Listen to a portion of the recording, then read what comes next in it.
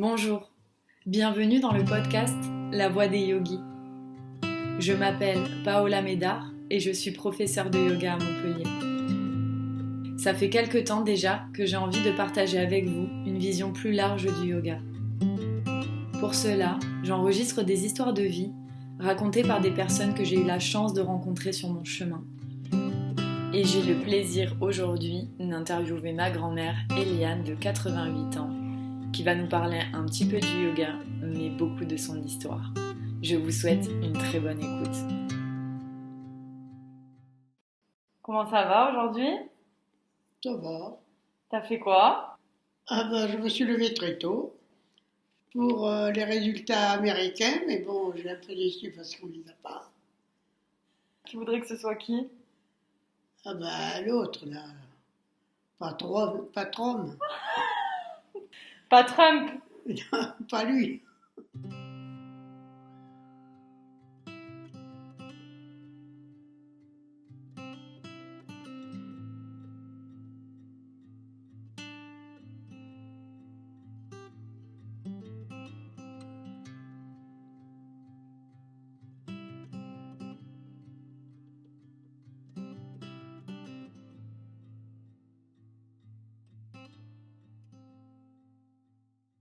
J'ai envie de respirer, là. Mais ça m'arrive, des fois.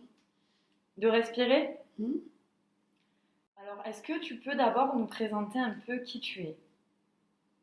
Qui je suis? Je suis une grand-mère de 89 ans. Je vis seule dans ma petite maison, mon jardin, ma télé et mes petits-enfants qui viennent me voir de temps en temps. Tu es né quand? En 1932, à Paris, 12e. Ça te manque Paris? Non, je peux pas dire parce que Paris a changé énormément. C'est plus le Paris que j'ai connu moi. Même Montpellier, c'est même plus le Montpellier que j'ai connu. Ça a changé aussi, trop grand. C'est quoi avoir 88 ans aujourd'hui? Écoute, je le vis pas tellement bien parce que tout ce qu'il y a autour de nous est pas beau. Alors, en plus, il faut rester enfermé. Il y a ce sacré virus qui nous embête, qu'on a toujours peur que tout le monde l'attrape. Alors, c'est un peu angoissant. Faut faire avec. Comment tu te sens physiquement? Est-ce que tu as des douleurs par exemple? Ouais, bien sûr, j'ai des douleurs, j'ai des prothèses, j'ai des douleurs, j'ai de l'arthrose, donc j'ai du mal à marcher plus ou moins bien. Hier, je marchais mieux, aujourd'hui moins bien. Elles sont où tes prothèses? Alors, j'ai le genou gauche et la hanche droite. C'est toutes tes opérations ça? Ah non, j'ai commencé par l'appendicite, après j'ai eu la vésicule biliaire, après la glande thyroïde, prothèse de la hanche et prothèse du genou à gauche. Là maintenant ça va. T'es une vraie guerrière. Ah ouais. Maintenant j'ai un peu la hanche gauche qui fait un peu mal, mais bon, par moment je ne sais pas si c'est la hanche ou si c'est la colonne vertébrale, mais enfin, les tassements de vertèbres, parce qu'on se tasse à un certain âge. Je sens que je suis plus aussi grande que j'étais. Hein? Tu le sens, ça. Ouais. Je le vois quand je prends mes tasses à café dans la cuisine. Je suis obligée de me mettre sur la pointe des pieds. Alors c'est vrai que toutes les deux on fait beaucoup de yoga et de massage. On fait sur une séance moitié yoga, moitié massage. Qu'est-ce qui te plaît le plus? Surtout les massages. J'ai un peu les pieds déformés un peu par l'arthrose. C'est vrai que des fois, c'est douloureux, les orteils, tout ça. Le mouvement aussi, parce que ça soulage le dos, les épaules, parce qu'on a tendance en vieillissant à pas trop bouger, rester dans un fauteuil. Et les exercices, quand même, ça fait remuer les muscles. Oui, je sens que j'ai moins ces douleurs dans le dos et tout. Puis, il me semblait qu'hier, j'étais plus alerte. Hein, plus... On avait fait du yoga la veille. Je marchais mieux, j'étais mieux. Et la respiration? Ça, la respiration, c'était une chose que je faisais pas beaucoup et que j'ai du mal à m'adapter à ça. Et qui pourtant, je sens, fait du bien. Fait du bien que aussitôt que je respire et tout, je sens mieux, plus décontracté, plus quand même on marche. Quand je marche un peu que j'ai mal, si je respire, je sens que tout de suite ça va mieux. Et jamais personne ne t'en a parlé? Tu sais, à l'époque, on ne faisait pas ça. Hein. C'était la guerre, déjà, cette sacrée guerre. C'était vraiment. Donc, il fallait toujours descendre dans le. Enfin, moi, je descendais dans le métro. Quand il y avait des alertes, c'était souvent. Tu prenais ton baluchon et tu. C'était surtout le soir, vers 9 h, ça sifflait. Avec ma mère, on descendait au métro avec nos papiers, surtout ses papiers à elle. On descendait et puis on s'asseyait, on attendait que ça passe. Et vous alliez dans des caves, vous vous Dans cachiez? les caves à Paris, oui. Les caves des immeubles qui étaient faits pour. Et puis voilà, et on attendait la fin de l'alerte. On pensait qu'à une chose, c'est que la guerre finisse. Et quand elle a commencé, elle n'a pas fini tout de suite.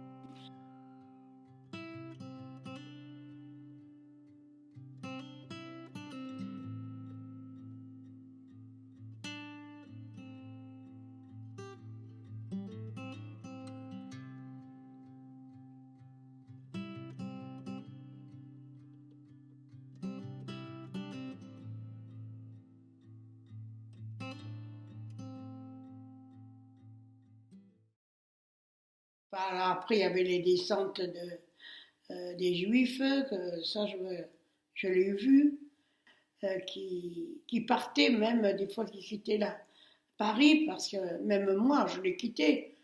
Tout au début, on est parti en Bretagne. Mon grand-père, il ne voulait pas voir arriver les Allemands. Et qu'est-ce qu'on a fait? Et bien, on a été au-devant d'eux. C'est l'ironie. Ça, c'était mon grand-père. Hein. Alors, on est parti en Bretagne. Je me rappelle toujours la première nuit qu'on a pris le train à Austerlitz. À Austerlitz, on l'a passé sous un pont à attendre qu'il y ait des trains. Tu vois? On a pris le train, on est arrivé en Bretagne. Et en Bretagne, là, on allait à un endroit où il y avait beaucoup de cuves de mazout. Et donc, parce qu'on avait quelqu'un de la famille qui tenait un café là. Alors, on s'est pointé à la Maison Blanche, ça s'appelait. Et puis là, un jour, ça a été bombardé. Il a fallu vite prendre les papiers et des sacoches et partir. Et là, on est parti sur la route, comme on le voit. Alors, de la Maison Blanche jusqu'à Brest. On s'est arrêté un soir dans une école. On a dormi sur les bancs d'une école. Puis on est reparti, on est arrivé à Brest chez une cousine qui avait un appartement. Mais on n'était pas seuls, il n'y avait pas que mes parents. Il y avait mes cousines avec moi aussi. On était tout un groupe de famille. Et on est resté là, et après il y a eu comment on appelle ça, tu ne pouvais pas sortir le soir. Couvre-feu. Le couvre-feu. Donc il fallait qu'on reste enfermé. Et puis après, on a attendu un peu, quelques temps, et puis après, on est repris sur Paris. Donc en fait, pendant cette période, tu faisais beaucoup que fuir en fait. Oui, oui, et c'est ça la guerre. C'est ça, tu fuis d'endroit. Après, bon, j'ai fui de nouveau ici, quand je suis arrivée à Montpellier, que ma mère m'a envoyée. Au bout de 2 ans, elle m'envoie à Montpellier chez mes grands-parents. Alors là, on parlait aussi de bombarder. Et alors mon grand-père a eu peur, il m'a envoyé à Montpellier ici, dans le coin. Alors Montpellier, après, entre-temps, ça a été bombardé, Montpellier. la gare de triage qu'on appelle, qui est à Rondelet, elle a été bombardée. Moi, j'étais à Montpérouse. Là aussi, j'ai fui.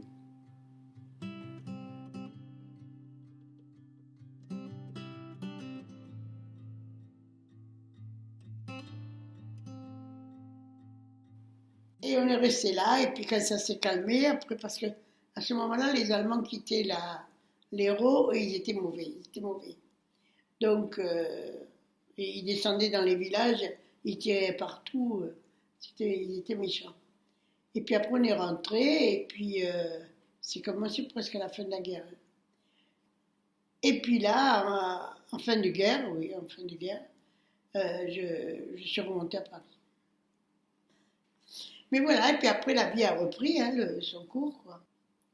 Puis, on a longuement échangé sur cette période-là, sur les conséquences sur sa vie, sur la vie en général.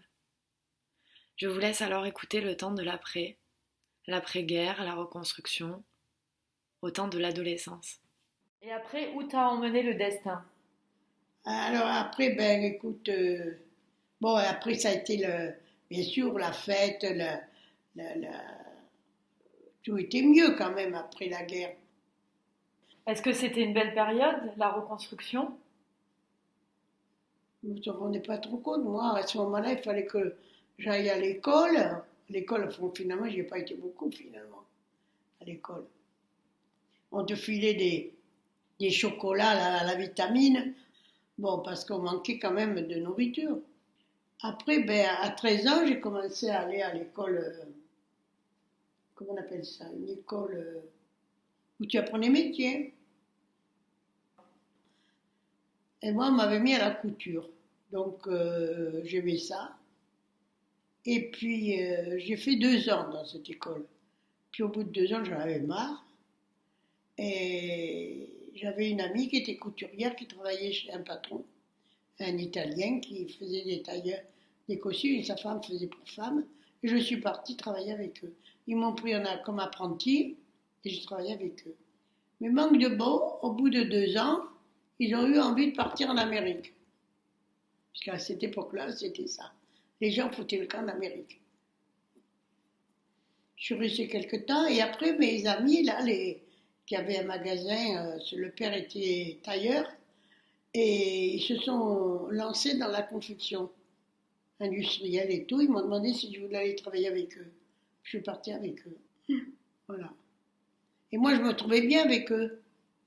C'est ça. Je suis restée jusqu'à quand je me marie. Hein. Et alors raconte-nous quand tu t'es mariée, qui c'était? Ben, je le connaissais, hein, je le voyais faire. Il était plus âgé que moi, donc je le voyais dans la rue. Bon, il a été 4 ans quand même en Allemagne. Hein. 4 ans, quand il est revenu, bien sûr, ses parents étaient contents et tout. Mais moi, je ne faisais pas cas hein, à l'époque. On a 10 ans d'écart. Alors moi, je le voyais avec d'autres femmes, mais moi, ça ne me touchait pas. C'est après, petit à petit, moi je sortais, j'avais mes amis et tout, je sortais, j'allais aux fêtes, j'allais danser. Et c'est après, quand, plus tard, j'avais quoi, 20 ans, 21 ans. J'allais boire mon café le matin, tous les matins, dans un café qui était à côté de chez moi. Et lui, il allait, il faisait ses commandes, il était transporteur de meubles aux Galeries Barbès. Et il prenait ses commandes et les clients l'appelaient au téléphone, dans le café. Et c'est à force de boire un café le matin, l'après-midi à midi, que ça s'est fait comme ça. Et j'aurais demandé à sortir avec lui. Je suis sortie avec lui. Et puis voilà. Puis après, on est ressorti voir la Madeleine, la baleine Jonas, c'était une baleine.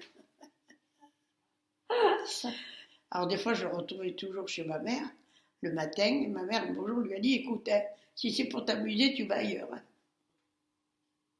Il a dit non, non, non, non, non, il a dit non, non. Et puis voilà, ça s'est fait comme ça. Tu étais heureuse à l'époque? Ben oui, oui, il était amusant, il aimait rire, il chantait. Alors moi, il m'a beaucoup a eu avec les chansons italiennes, hein, ça c'est sûr. Comment il s'appelle? Rodolphe Pagano.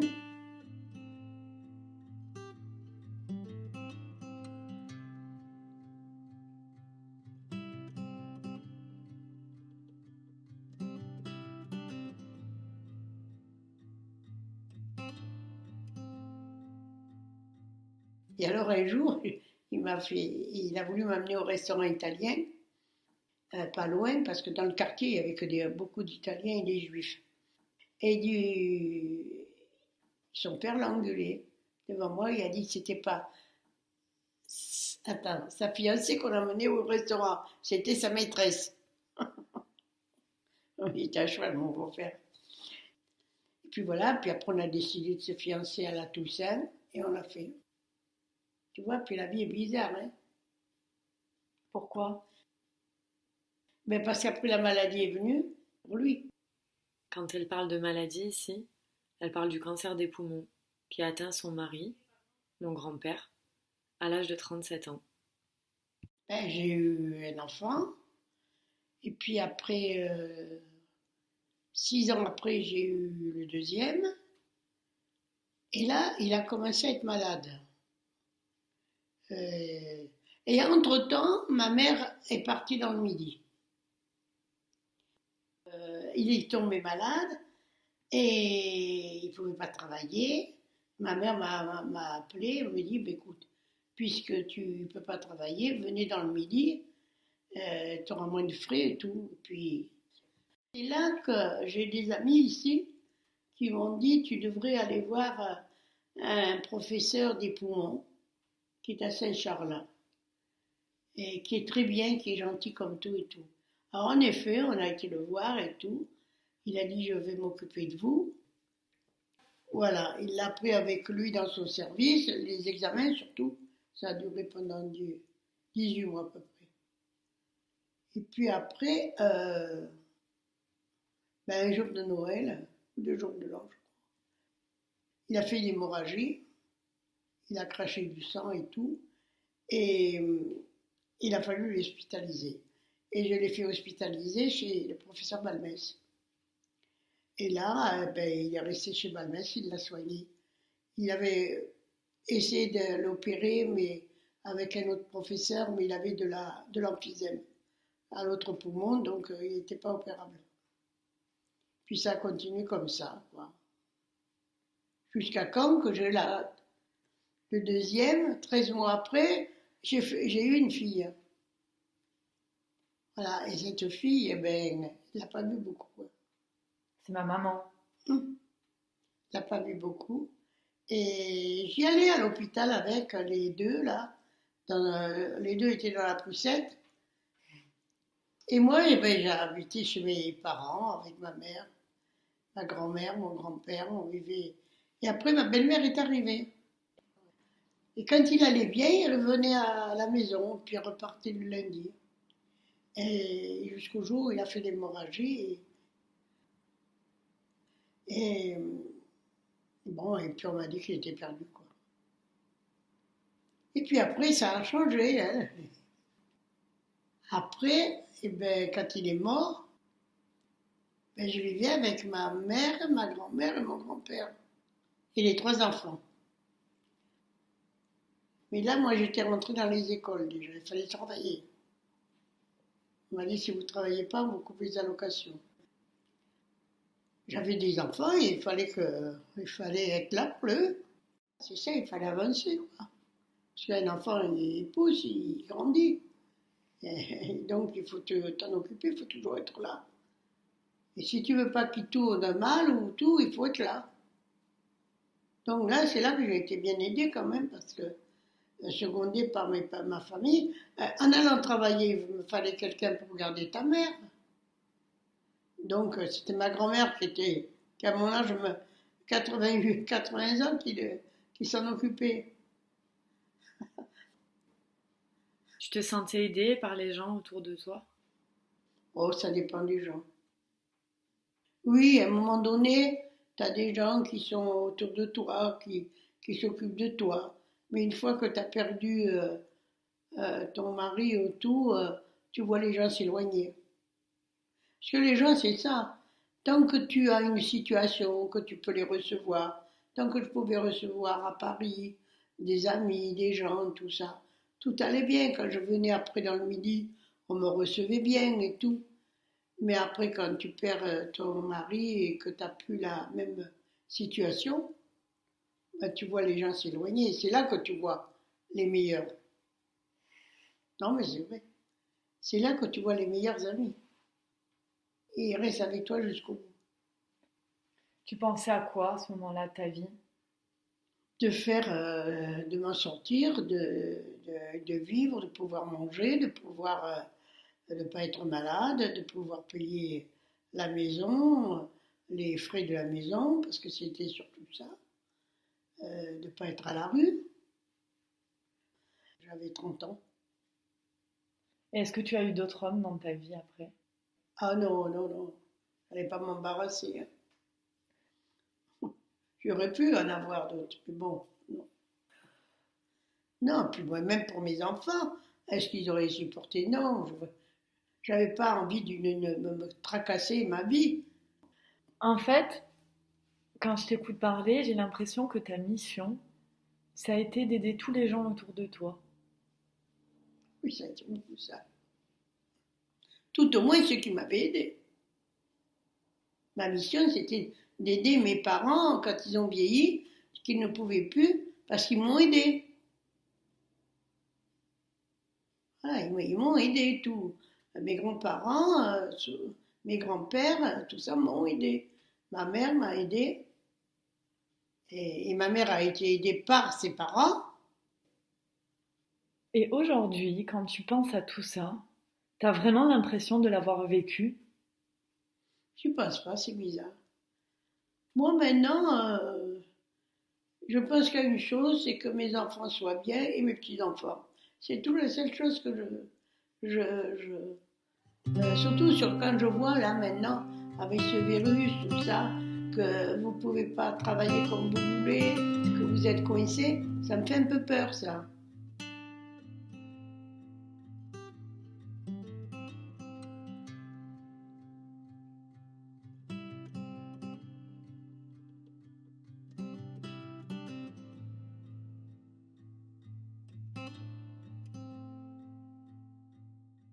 Pourtant, t'as vécu des choses beaucoup plus difficiles. Je sais pas si c'était plus difficile. Je sais pas. Il y avait du travail à l'époque, on trouvait du travail, on pouvait travailler. Maintenant, c'est difficile de travailler. Alors aujourd'hui, quand on dit le coronavirus, c'est comme la guerre, est-ce que tu trouves que, est-ce que ça te fait penser à la guerre? Non, ça ne fait pas passer à la guerre parce qu'il n'y a pas des bombes, il n'y a pas de, on manque pas de manger, rien qu'à l'époque, tu manquais tout ça, mais ça mène quand même des morts. Et ça empêche les jeunes de travailler, de vivre. C'est une autre guerre, si tu veux. Qu'est-ce que tu as le plus retenu de la vie? Et bien arriver à cet âge-là, de voir ce que je vois maintenant. Tout ce qui se passe. Et ça, finalement, peut-être que c'était mieux à l'époque. Enfin, il me semble. Hein. Pas la guerre, non. Mais enfin, on a eu une période quand même en France où on a été quand même, on était bien. On travaillait. Là, maintenant que j'ai eu 50 ans, on pouvait voyager. Même si tu n'avais pas des gros revenus, tu peux. Moi, j'ai commencé à bien vivre à 50 ans. Ma mère m'a manqué. Mais bon, après, quand elle est partie, ben là, j'ai commencé à voyager, un peu à sortir, voilà. Alors, c'était encore une bonne période, là. Et voilà, le moment de la retraite, où je partais avec des amis, tout ça, j'ai voyagé pas mal. Ça sortait de la solitude, hein. Comme si j'ai parti en vacances, parce que je ne serais pas jamais partie si j'avais pas fait les voyages. Enfin, dans toute cette vie, parce que bon, elle est longue, hein, c'est une longue vie. Est-ce que tu as déjà pris du temps pour toi dans cette vie? Un moment pour toi? Ben, quand je suis partie en voyage, hein, puisque des fois je faisais les week-ends, donc voilà, c'était agréable. ça te sort de la maison, alors ça te sortait un peu de là. Qu'est-ce qui est difficile aujourd'hui? Le plus difficile, c'est de ne plus avoir plus de contact comme ça, quoi. Tout d'un coup, j'ai économisé dans le téléphone parce que je me suis rendu compte que j'avais plus d'amis à appeler. Pourquoi? Ils sont morts. Tu vois, mes meilleurs amis sont morts. Alors là, tu te retrouves. Alors bien sûr, je connais des gens, mais c'est pas des amis, moi. Et quelle a été la meilleure période de toute ta vie? Je peux prendre ma retraite tôt. Voilà le plus beau cadeau que j'ai eu de ma vie, ça. Tu vois, de partir à 54 ans à la retraite. Chose que tu peux pas. Des fois, des fois, je me dis quand même, tu aurais été à l'école peut-être. Avec ta mémoire, tu aurais pu faire quelque chose. J'en suis sûre et certaine. Mais bon, vu que la guerre et tout ça, eh ben, je peux faire à part d'apprendre à coudre. Qu'est-ce que tes petits plaisirs du quotidien, c'est quoi? Moi, c'était de me gâter, manger un petit gâteau, un petit truc, faire des crêpes et tout. Maintenant, régime. Aller manger au restaurant, aller dans un café boire une bière. Maintenant, je bois plus de bière. C'est quand même beaucoup autour de la nourriture, hein? Mais la distraction, j'aimais passer des heures à une terrasse de café ou même là, à Palavas, là, au truc des glaces. Ou des gaufres, plutôt. Plutôt gaufres. Le cinéma. J'aimais beaucoup le spectacle, le théâtre, tout ça. À Paris, j'en ai fait beaucoup de ça.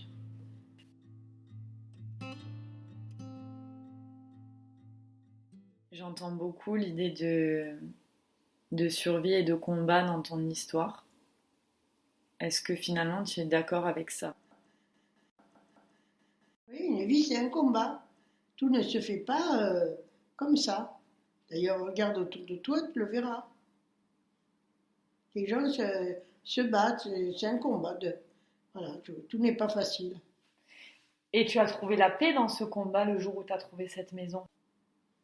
Oui, oui, oui, je suis apaisée, j'avais mes animaux, et c'est souvent quand tu fréquentes que tu dis, tu te fais des idées du mariage, des choses, tu dis, oh ben la vie va être belle, la vie. Puis finalement, non. Les catastrophes t'arrivent, y en a qui perdent leur travail, ça désunit les couples. C'est un combat. La vie est un combat. Dire qu'aujourd'hui c'est un peu le repos de la guerrière Oui, oui, oui. qui ne veut pas que Trump soit élu. Non. Non, parce qu'il est contre l'avortement, il est odieux avec les femmes. Qu'est-ce que c'est ce type? C'est un porc. Pour moi, c'est un porc. Merci mamie pour ce moment. Et merci à vous d'avoir écouté ce premier podcast. Il y réside encore quelques accros et pour ne rien vous cacher, je me fais la main petit à petit sur les montages et c'est un vrai métier. Alors merci beaucoup pour tous vos retours et pour votre tolérance. J'espère que ça vous aura plu et je vous dis à bientôt.